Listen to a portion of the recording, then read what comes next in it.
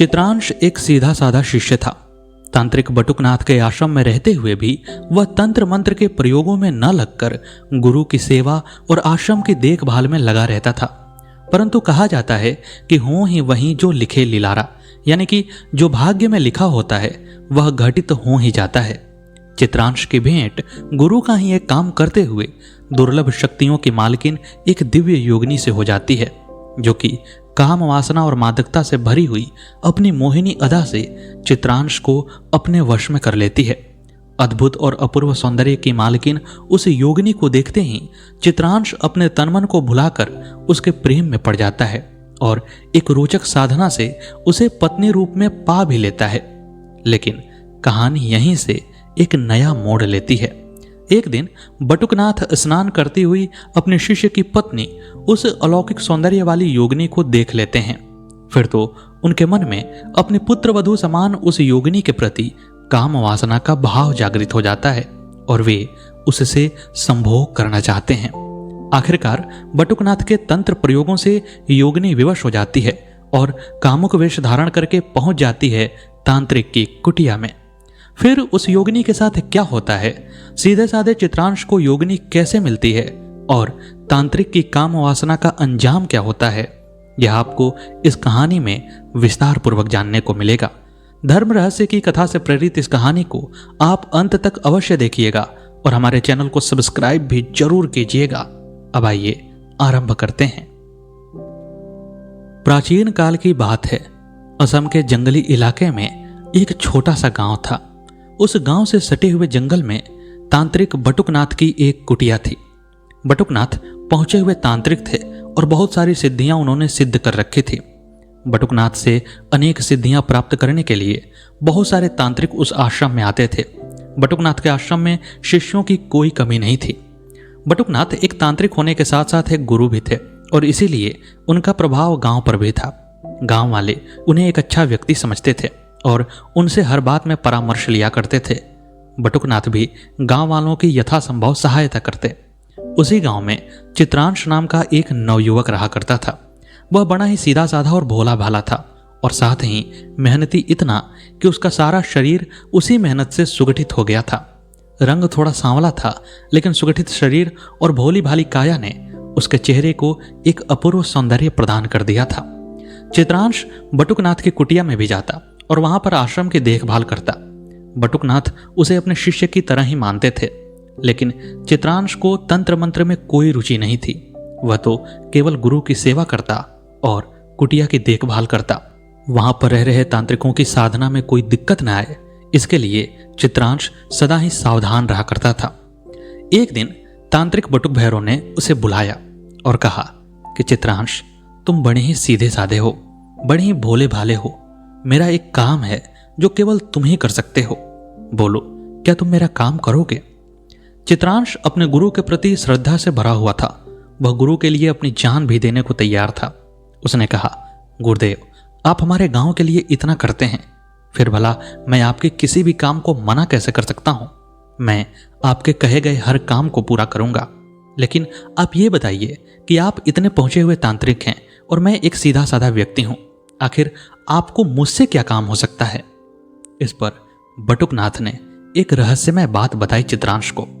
बटुकनाथ ने कहा, किसी जंगल में थोड़ी दूर जाने पर एक योगिनी शक्ति का तालाब है, जहां पर पूर्णिमा की रात में बहुत सारी योगिनियां अदृश्य रूप से निवास करती हैं। उस तालाब से यदि पूर्णिमा की रात को कोई जल ले आए और उस जल का स्पर्श किसी योगिनी से हो जाए तो वह जल बड़ा ही शक्तिशाली होगा और उस जल से यदि तांत्रिक प्रयोग किया जाए तो प्रयोग करने वाले को बड़ी ही अनूठी शक्तियां मिल सकती हैं। परंतु एक दिक्कत है, जब भी कोई तंत्र सीखने वाला व्यक्ति, तंत्र का साधक उस तालाब के किनारे जाता है तो योगिनियों को पता चल जाता है और वे गायब हो जाती हैं। फिर उस योगिनी तालाब का जल एक सीधा साधा जल बन जाता है, उसमें कोई भी शक्ति नहीं रहती है। तुम तंत्र विद्या से बहुत दूर हो और यदि तुम पूर्णिमा की रात को वहां पर जाओगे और वहां से जल ले आओगे तो अवश्य ही उस जल का स्पर्श योगिनी करेगी और मेरी तांत्रिक शक्तियां बढ़ जाएंगी। चित्रांश को तंत्र मंत्र, योगिनी, यक्षिणी इन सब की कोई विशेष जानकारी तो थी नहीं। उसने सोचा कि रात के समय में केवल वहां पर जाना है और जल लेकर आना है। गुरुजी कह रहे हैं तो इसमें कोई खतरा की बात तो होगी नहीं। उसने अपनी स्वीकृति दे दी और गुरुदेव ने उसे पूर्णिमा के दिन आने को कहा। धीरे धीरे समय गुजरता रहा और तय समय पर पूर्णिमा भी आ गई। चित्रांश गुरु के कहे अनुसार उनकी कुटिया पर आ पहुंचता है। उस समय तांत्रिक बटुकनाथ भी तैयार थे। उन्होंने चित्रांश को एक अभिमंत्रित किया हुआ घड़ा दिया और कहा कि तुम इसे लेकर आज पूर्णिमा की मध्य रात्रि को उस योगिनी तालाब के पास जाओगे और वहां से जल लेकर के इसी घड़े में मेरे पास आ जाओगे। परंतु ध्यान रहे कि तुम रास्ते में कहीं भी किसी भी प्रकार की भुलावा या किसी भी तरह के छलावे में मत पड़ना। और इसके साथ बटुकनाथ ने एक मंत्र भी प्रदान किया। उन्होंने कहा कि यह गुरु मंत्र है, जब भी तुम्हें डर लगे तो तुम इस मंत्र का जाप करना। चित्रांश उस मंत्र को याद करके और गुरु से वह घड़ा लेकर के पूर्णिमा की रात में उस तालाब की तरफ चल देता है। जैसे ही मध्यरात्रि का समय आता है और चित्रांश उस तालाब के किनारे पहुंचने वाला होता है तो अचानक उसे लगता है कि उसके पीछे पायलों की आवाज आ रही है और कोई धीरे धीरे चलता हुआ उसके करीब आ रहा है। चित्रांश को भय लगने लगा। उसने कभी सोचा भी नहीं था कि उसके साथ ऐसी घटनाएं होंगी, लेकिन फिर भी उसे अपने गुरु पर भरोसा था। धीरे धीरे वह आवाज चलती हुई इतनी करीब आ गई कि चित्रांश को अपनी पीठ पर गर्म सांसें महसूस होने लगी। चित्रांश के दिमाग ने काम किया। उसने गुरु द्वारा दिए गए मंत्र को मन ही मन दोहराना प्रारंभ कर दिया और आश्चर्यजनक रूप से गुरु द्वारा दिए गए मंत्र को मन ही मन दोहराने से वह आवाज, वह सांसों का स्पर्श पता नहीं कहां चला गया। चारों तरफ शांति पसर गई और चित्रांश फिर से तालाब की तरफ चल दिया। तालाब के किनारे पहुंचकर उसने देखा कि तालाब बड़ी शांत है। चारों तरफ मनोरम वातावरण पसरा हुआ है, लेकिन वहां पर कोई भी दिखाई नहीं दे रहा है। चित्रांश को लगा कि यह तो बड़ा ही आसान काम था, फिर पता नहीं गुरुजी इतना डर क्यों रहे थे। उसने घड़े को जल में डुबाया और फिर जैसे ही वह घड़े को जल से निकालने वाला होता है, उसे लगता है कि किसी ने घड़े को नीचे से पकड़ लिया है। चित्रांश थोड़ा और जोर लगाता है, लेकिन घड़ा अपनी जगह से टस से मस नहीं होता है। धीरे धीरे चित्रांश की रीढ़ की हड्डी में डर बैठने लगा। उसने एक बार फिर से गुरु मंत्र को उच्चारित करना चाहा, लेकिन तभी उसने देखा कि जल से उस घड़े को पकड़ी हुई एक बड़ी ही सुंदर स्त्री निकल रही है। स्त्री का सौंदर्य ऐसा था कि चित्रांश ने न तो कभी ऐसा सौंदर्य देखा था और न ही कभी ऐसे सौंदर्य की कल्पना ही की थी। वह सुंदरी जल से इस प्रकार निकल रही थी जैसे मानो नीचे से कोई दिव्य शक्ति उसे ऊपर की तरफ ला रही हो। उससे भी अधिक आश्चर्य की बात यह थी कि उस सुंदरी का शरीर कहीं भी जल से भीगा हुआ नहीं था। ऐसा लग रहा था जैसे वह सूखे स्थान से निकल रही हो, अर्थात यदि कोई पानी में से बाहर निकलेगा तो उसके कपड़े में जल लगा रहेगा, उसके शरीर पर जल की बूंदें होंगी और उसके शरीर से, उसके बालों से जल का रस टपकेगा। लेकिन ऐसा कुछ भी नहीं हुआ। वह परम सुंदरी ऐसे निकली जैसे मानो सूखे में से बाहर आई हो। चित्रांश उसकी सुंदरता को देखता ही रह गया और अचानक से धीरे धीरे उसके मन में काम वासना की भावें जागृत होने लगी। वह अपने अंदर उस स्त्री के प्रति एक कामुक आकर्षण महसूस करने लगा। स्त्री भी पूरी कामुकता के साथ उसे देख रही थी और उसके शरीर के जो वस्त्र थे वह भी उत्तेजक ही थे। वह किसी के मन में भी उत्तेजना भर सकने में समर्थ थे। चित्रांश धीरे धीरे अपने आकर्षण में बंधा हुआ उस युवती को देखता हुआ उसको स्पर्श कर लेता है और यहीं पर युवती खिलखिला पड़ती है। चारों तरफ जंगल में सन्नाटा छाया हुआ था। पूर्णिमा के धवल प्रकाश में पेड़ पौधे ऐसे लग रहे थे जैसे मानो प्रकाश से नहाए हुए खड़े हों। वहां की शांति में उस युवती की खिलखिलाहट खनकती चली गई। चित्रांश अपने स्वप्न लोक से बाहर आया। युवती ने बड़े ही प्रेम से उसके हाथ को पकड़ा और कहा कि तुम इतनी रात में यहां क्या करने आए हो? मैं देख सकती हूं कि तुम्हें तंत्र मंत्र का कोई ज्ञान नहीं है। तुमने एक बार मंत्र का जाप किया तो मुझे लगा कि तुम तांत्रिक हो, लेकिन फिर मैं समझ गई कि वह गुरु मंत्र था। आखिर तुम बिना तंत्र मंत्र जाने हुए इस खतरनाक जगह पर रात में क्या कर रहे हो?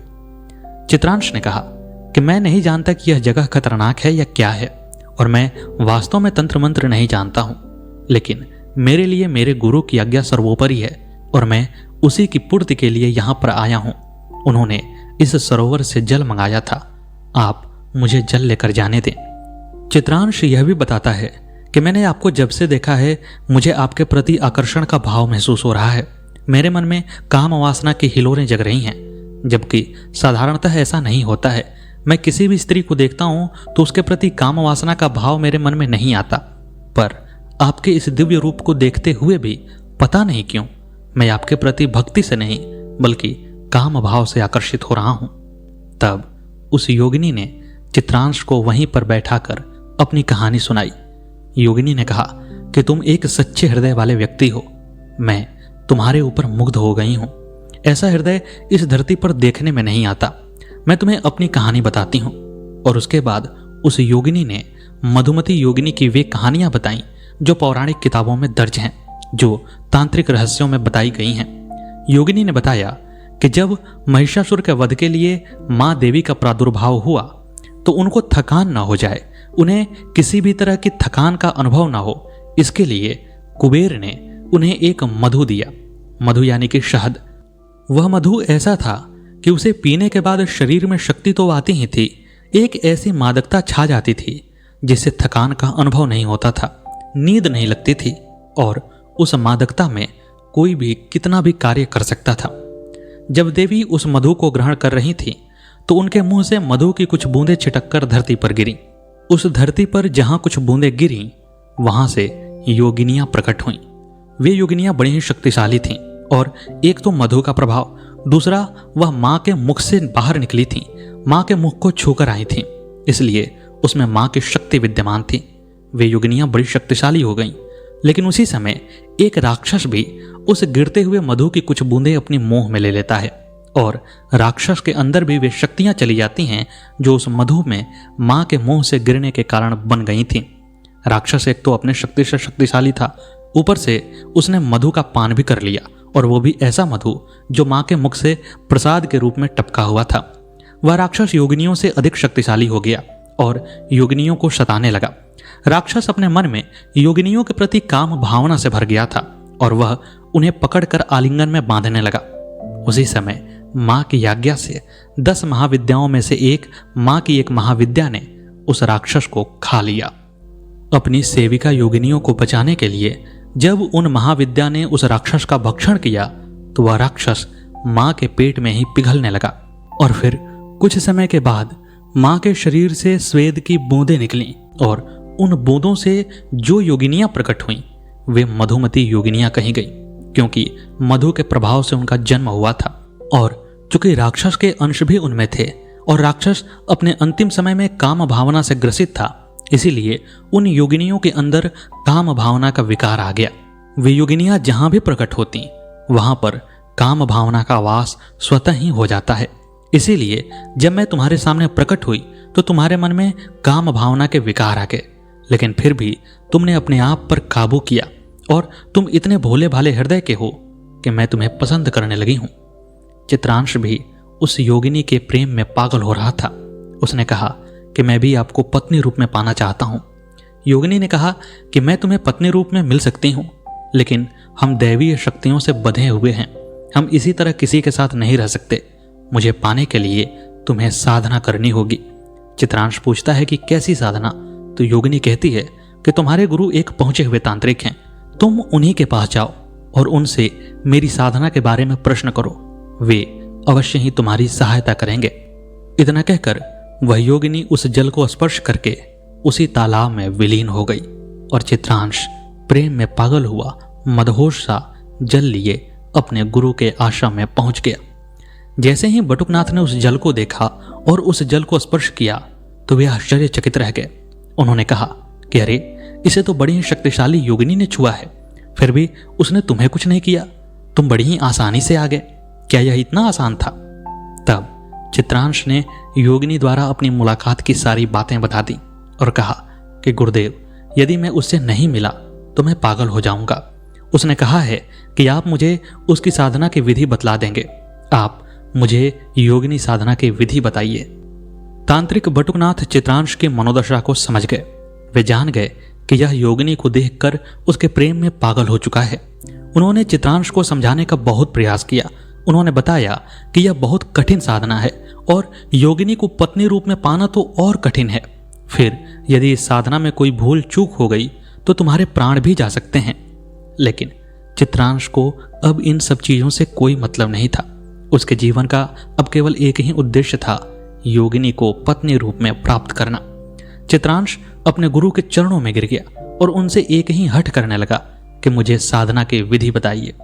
अंततः बटुकनाथ ने सोचा कि आखिर इसे नहीं भी बताऊंगा तो यह पागल हो ही जाएगा, इसलिए उन्होंने चित्रांश को सारी विधि बताई और कहा कि इस साधना को करते हुए तुम्हें बहुत सारी अदृश्य शक्तियां इस साधना से हटाने का प्रयत्न करेंगी, पर तुम हटना नहीं, तुम किसी भी तरह से विचलित नहीं होना। चित्रांश भी अपने गुरु की बात को मान करके दृढ़ प्रतिज्ञा करके साधना पर बैठ जाता है। लेकिन उसने आज तक तंत्र साधना की ही नहीं थी। उसे पता ही नहीं था कि एक तंत्र साधना में कैसी कैसी दिक्कतें आती हैं। कुछ ही दिनों के साधना के उपरांत उसे लगा कि कोई उसका नाम पुकार रहा है, कोई उसके नाम को लेकर के उसे बार बार बुला रहा है और बड़ी ही सुंदर आवाज में उसे आंख खोलने को कह रहा है। चित्रांश से रहा नहीं गया, उसने अपनी आंखें खोल दी और जैसे ही आंखें खोली उसने देखा वहां कोई नहीं था। वह बटुकनाथ के पास आया और इसके बारे में पूछा। बटुकनाथ ने कहा कि तुम्हारी साधना अच्छी चल रही थी, यदि साधना में कोई विघ्न आए तो इसका मतलब यह है कि तुम्हारी साधना ठीक गति में चल रही है, लेकिन तुमने साधना को छोड़ दिया, इसलिए तुम्हें शुरू से शुरू करना पड़ेगा। चित्रांश इस बार अपने मन को और कड़ा करके एक नई साधना करने पर लग जाता है। इस साधना में कुछ दिन समय व्यतीत करने के बाद उसे फिर से आवाजें आती हैं, लेकिन उन आवाजों पर ध्यान दिए बिना चित्रांश अपनी साधना को करने में लगा रहता है। कुछ समय के बाद उसे एक सुंदरी स्त्री के दर्शन होते हैं, जो कि सपने में उसके पास आती है और उसके शरीर से लिपट जाती है।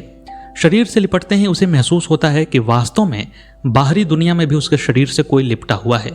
उसे असीम सुख का अनुभव होने लगता है और इसी दौरान वीर्यपात हो जाता है।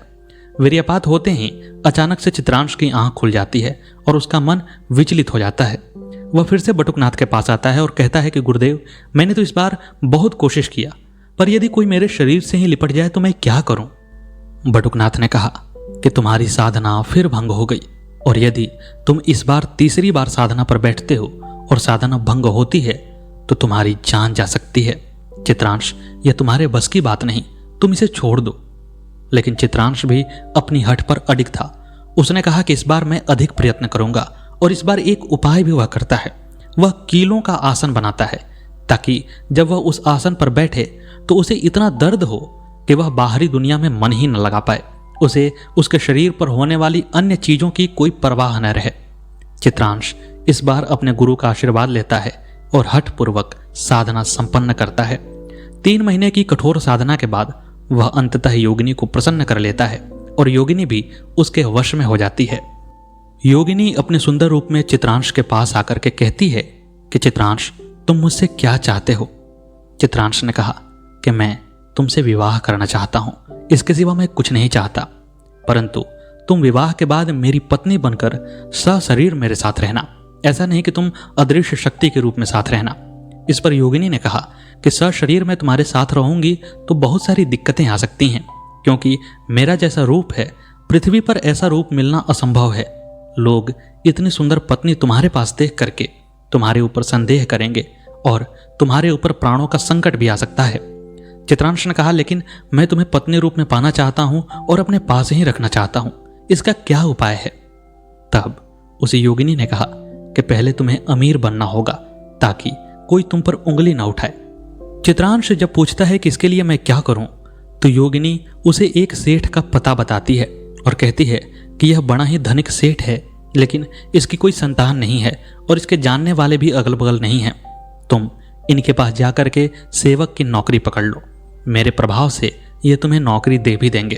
तुम इनका विश्वास जीतो और फिर समय आने पर मैं तुम्हें आगे की राह बताऊंगी।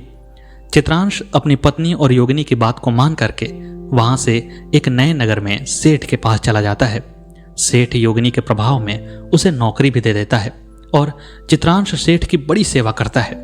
धीरे धीरे सेठ का विश्वास चित्रांश पर इतना जम जाता है कि सेठ अब बिना चित्रांश के कहीं नहीं जाता और सेठ के जितने भी जानने पहचानने वाले लोग थे वे भी चित्रांश को जानने पहचानने लगते हैं। इसी दौरान एक दिन सेठ की मृत्यु हो जाती है। सेठ की मृत्यु होते ही लोग सोचने लगते हैं कि आखिर सेठ की संपत्ति का वारिस कौन होगा, क्योंकि कोई उनकी संतान तो थी नहीं और न ही कोई जानने पहचानने वाले सगे संबंधी थे। उसी दौरान योगिनी एक दिव्य संत का वेश बनाकर वहां पर आती है और कहती है कि देवताओं ने संकेत किया है कि इस सारा धन का मालिक चित्रांश होगा। और लोग भी चित्रांश को जानने पहचानने लगे थे। उन्हें पता था कि सेठ जी चित्रांश पर बड़ा ही भरोसा करते हैं, इसीलिए सब लोगों ने उस दिव्य संत की वाणी का सम्मान करते हुए चित्रांश को ही सेठ का उत्तराधिकारी मान लिया। और इस प्रकार चित्रांश एक ही पल में एक गरीब गांव वाले से एक अमीर सेठ बन गया। उसके बाद चित्रांश की जो पत्नी योगिनी थी वह सशरीर उसके साथ रहने लगी। जो भी चित्रांश की पत्नी को देखता वह देखता ही रह जाता, और चूंकि उसे ऐसा वरदान भी प्राप्त था कि योगिनी को जो भी देखेगा उसके मन में काम भावना आ जाएगी, तो जो भी देखता वह उसके प्रति काम से भरा हुआ आकर्षण महसूस करने लगता। वे हमेशा पूछते कि चित्रांश, तुमने ऐसी पत्नी कहाँ से पाई है? पर चित्रांश इसका कुछ सीधा साधा उत्तर नहीं देता। वह मुस्कुरा देता और बातें बनाने लगता। इसी तरह दोनों के दिन बड़े ही सुखपूर्वक व्यतीत हो रहे थे, परंतु होनी को तो कुछ और ही मंजूर था। एक बार तांत्रिक बटुकनाथ अपने उस शिष्य से मिलने के लिए उस नगर में आए। बटुकनाथ के आने पर चित्रांश ने उनकी बड़ी आवभगत की, उनकी सेवा सत्कार किया और उन्हें उचित आसन देकर के भोजन आदि का प्रबंध किया और उनसे बातें करने लगा। इसी दौरान बटुकनाथ किसी काम से घर के अंदर गए तो अचानक से नहाती हुई उस योगिनी पर उनकी नजर पड़ गई। योगिनी अपने मानवीय शरीर में थी, लेकिन फिर भी बड़ा ही दिव्य लग रही थी। बटुकनाथ ने देखा कि पानी से भिगी हुई वह योगिनी बड़ी ही आकर्षक और कामोत्तेजक है। बटुकनाथ एक तांत्रिक थे, देखते ही समझ गए कि यह योगिनी है, और वे जानते भी थे कि चित्रांश ने साधना की है। लेकिन उस योगिनी के काम भाव से ग्रसित होकर बटुकनाथ उस योगिनी को प्राप्त करने का उपाय सोचने लगते हैं, और फिर वे अपने आश्रम में लौटते हैं। लेकिन उनका मन एक भी पल आश्रम में लगता नहीं है, और वे जानते थे कि यदि तंत्र बल प्रयोग करके वे योगिनी को अपने पास बुलाने की कोशिश करेंगे तो योगिनी की शक्ति उनसे अधिक है, वह उन्हें उचित दंड दे सकती है। इसीलिए बटुकनाथ बड़ी चिंता में रहने लगे। आखिरकार एक उपाय उनकी समझ में आया। वे फिर से चित्रांश के पास आए और उन्होंने चित्रांश से कहा कि मैं एक ऐसी साधना करने जा रहा हूं जिसमें योगिनियों से मुझे जान का खतरा है। तुम कम से कम अपनी पत्नी से तो अभय का वचन लेकर आओ कि वह मुझे कुछ हानि नहीं पहुंचाएगी। यदि वह अभय का दान दे देती है तो बाकी योगिनियों से मैं किसी भी तरह से निपट लूंगा। भोला भाला चित्रांश अपने गुरु पर भरोसा करता था। वह गुरु की बातों में आ गया। उसने अपनी पत्नी बनी हुई योगिनी से कहा कि मेरे गुरुदेव तुमसे अभय चाहते हैं, तुम उन्हें अभय प्रदान करो। योगिनी ने चित्रांश को समझाने का प्रयास किया कि किसी पर भी भरोसा नहीं किया जा सकता है, लेकिन चित्रांश बड़ा भोला था। उसने कहा कि गुरु ने मेरे लिए इतना किया है, हमारी तुम्हारी मुलाकात गुरु के कारण हुई है, तुम इतनी सी काम मेरा नहीं कर सकती हो। चित्रांश के प्रेम से बधी हुई योगिनी ने अंततः चित्रांश की बात मान ली और उसने बटुकनाथ को वचन दिया कि वह बटुकनाथ का कुछ भी बुरा नहीं करेगी। उसके बाद तो बटुकनाथ को मानव तंत्र प्रयोग करने की छूट मिल गई हो। वे मन ही मन सोचने लगे कि यदि चित्रांश हमारे रास्ते से हट जाए तो फिर योगिनी को पाना मेरे लिए आसान होगा। उन्होंने सबसे पहले तंत्र का प्रयोग चित्रांश पर ही कर दिया। चित्रांश अपने घर में बैठा हुआ था। उसी समय तंत्र की वह शक्ति उसके पास आई। योगिनी उसके आसपास ही थी। वह समझ गई कि यह कोई मंत्र शक्ति है। उसने तुरंत ही अपने प्रभाव से उस मंत्र शक्ति को रोक दिया और फिर उसे नष्ट कर दिया। चित्रांश को यह देखकर आश्चर्य हुआ। उसने कहा कि यह क्या था? तो योगिनी ने कहा कि लगता है कोई तांत्रिक तंत्र का प्रयोग कर रहा है। मैं रात के समय में देखूंगी कि वह कौन तांत्रिक है। रात के समय में जब चित्रांश सो गया तो उस समय योगिनी ने उस शक्ति का पीछा किया और पीछा करते हुए वह बटुकनाथ की कुटिया में पहुंच गई। वहां पर देखा कि बटुकनाथ तंत्र का प्रयोग कर रहा है। योगिनी ने बटुकनाथ को धिक्कारते हुए कहा कि तुम कैसे गुरु हो? तुम अपने पुत्र तुल्य शिष्य को ही मारने पर लगे हुए हो, जो कि तुम्हें अपने पिता के समान मानता है। इस पर बटुकनाथ ने कहा, मैं तुम्हारे रूप पर मोहित हो गया हूं। यदि तुम चित्रांश की जान बचाना चाहती हो तो मेरे साथ संभोग करो। मैं तुम्हारे साथ विवाह नहीं करना चाहता, बस तुम्हारे साथ अपनी काम वासना की पूर्ति करना चाहता हूं, और इसके बिना मुझे संतोष नहीं है। योगिनी ने कहा कि तुम तो तांत्रिक हो और मेरी जैसी अनेक योगिनियां हैं। तुम किसी को भी सिद्ध कर सकते हो और उसके साथ संभोग सुख का लाभ ले सकते हो। इस पर बटुकनाथ ने कहा कि मेरा हृदय चित्रांश के जैसा निर्मल नहीं है, फिर क्या भरोसा है कि कोई योगिनी मुझे मार न दे और मेरे साथ संभोग सुख का आनंद ही ले। योगिनी को कोई उत्तर नहीं सूझा। उसने कहा कि मैं तुम्हारी पुत्र वधू के समान हूं, मैं दैवीय रूप में न रह करके सशरीर रूप में रहती हूं, मैं चित्रांश की पत्नी हूं। तुम्हें यह बात शोभा नहीं देती है। मैं जानती हूं कि जो भी मुझे देखता है उसके मन में काम भावना आ ही जाती है, लेकिन तुम तो उसके गुरु हो, तुम अपनी काम भावनाओं पर नियंत्रण कर सकते हो। परंतु बटुकनाथ नहीं माना। वह तंत्र का प्रयोग करता रहा और योगिनी उसे अभय दे चुकी थी, इसलिए उसे मार भी नहीं सकती थी। बटुकनाथ ने अपने तंत्र प्रयोग जारी रखे। वह चाहता था कि किसी भी तरह से पहले चित्रांश की मृत्यु हो जाए, फिर यह योगिनी उससे मुक्त हो जाएगी। उसके बाद यह तो मेरा कुछ बिगाड़ नहीं पाएगी, क्योंकि इसने वचन दिया है और मैं इसे तंत्र बल से बांध कर अपने वश में कर लूंगा। योगिनी को भी कुछ उपाय समझ में नहीं आ रहा था। वह चित्रांश के पास गई। उसने सोचा कि मैं चित्रांश को सारी बात बताऊंगी और उससे अपने दिए गए वचन को तुड़वा लूंगी, लेकिन बटुकनाथ बहुत तेज था। उसने बगलामुखी प्रयोग कर दिया और योगिनी के वहां पहुंचने से पहले ही चित्रांश की बोलने, सुनने और समझने की क्षमता समाप्त हो गई। वह न तो बोल सकता था, न तो सुन सकता था और न ही किसी प्रकार के इशारे को समझ सकता था। तब योगिनी के पास और कोई उपाय बचा ही नहीं। योगिनी ने चित्रांश को लेकर के एक वैद्यराज को दिखाया। वैद्यराज ने चित्रांश की नाड़ी देखी और चित्रांश को पूरा परखा, लेकिन उन्हें कोई रोग नहीं मिला। तब वैद्यराज ने कहा कि लगता है कि किसी ने इस पर तंत्र का प्रयोग किया है। वे तो योगिनी को एक सामान्य स्त्री ही समझ रहे थे। तब योगिनी ने कहा कि हे वैद्यराज, क्या आप कोई पहुंचे हुए तांत्रिक को जानते हैं जो इस तंत्र प्रयोग को काट सके? तब वैद्यराज ने एक देवी भक्त तांत्रिक की बात बताई और योगिनी चित्रांश को लेकर के उस देवी भक्त तांत्रिक के पास गई। तांत्रिक भी पहुंचा हुआ तांत्रिक था। जैसे ही उसने योगिनी को देखा, मुस्कुराने लगा और कहा कि आप तो स्वयं शक्तिशाली हैं, आपकी शक्ति हम लोगों से बहुत अधिक है, फिर आप इस तंत्र को क्यों नहीं काटती हैं? आप मेरे पास क्यों आई हैं?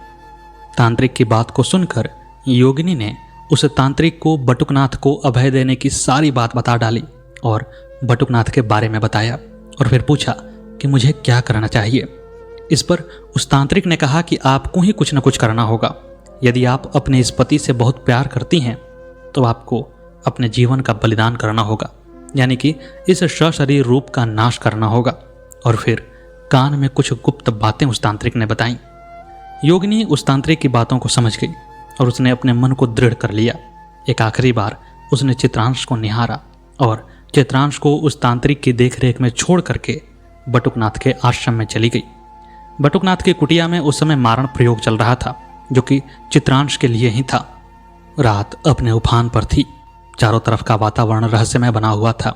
वह योगिनी बड़ी ही कामुक वेश में अपने पूरे साजो सामान के साथ बटुकनाथ के आश्रम में पहुंच गई।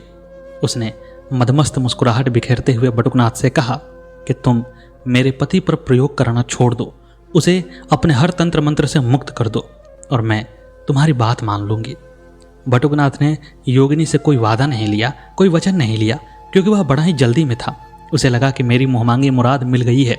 उसने तुरंत ही चित्रांश पर से अपने सारे जादू को हटा लिया और फिर उस योगिनी ने एक अप्रत्याशित काम किया। उस मारण प्रयोग के लिए जल रहे हवन कुंड में उसने छलांग लगा दी। छलांग लगाते ही उसका सारा शरीर जलने लगा। बटुकनाथ ने उस जलती हुई योगिनी से पूछा कि तुमने यह क्या किया? ऐसे तो तुम्हारा यह मानवीय स्वरूप जलकर नष्ट हो जाएगा। इस पर योगिनी ने कहा, हो जाने दो, वैसे भी इस शरीर से मैं तुम्हारा आलिंगन करूं यह मुझे बर्दाश्त नहीं। और फिर उसने जलकर अपना दिव्य रूप वापस ग्रहण कर लिया। दिव्य रूप ग्रहण करते ही योगिनी ने कहा कि मैंने अपने पूर्व शरीर के द्वारा जितने भी वचन लिए थे, मैं अब उन सब वचनों से मुक्त हूँ। मैं चित्रांश के पत्नी होने से भी मुक्त हो गई हूँ। अब मैं उसके पास नहीं जा पाऊंगी, लेकिन मैं तुम्हारा इलाज जरूर करूंगी। यह कहकर वह योगिनी बटुकनाथ के शरीर के अंदर प्रवेश कर गई और शरीर के अंदर अनेक नसों को काट डाला, जिसके चलते बटुकनाथ के शरीर के अंदर रक्तस्राव होने लगा। उसे गहरी पीड़ा महसूस होने लगी और फिर योगिनी ने बाहर आकर कहा कि यही तुम्हारा पश्चाताप है। तुम इसी तरह तड़प तड़प कर मर जाओगे और तुम्हें कोई बचाने वाला भी नहीं आएगा। बटुकनाथ को भी तब तक अपनी गलती का एहसास हो चुका था। जैसे ही उसके दिमाग पर से काम वासना का भूत उतरा, उसने सोचा कि अरे मैंने क्या गलत कर दिया है। उसने मरते मरते अपने शिष्य को यानी कि चित्रांश को यह वरदान दिया कि उसे फिर से योगिनी की संगत प्राप्त होगी।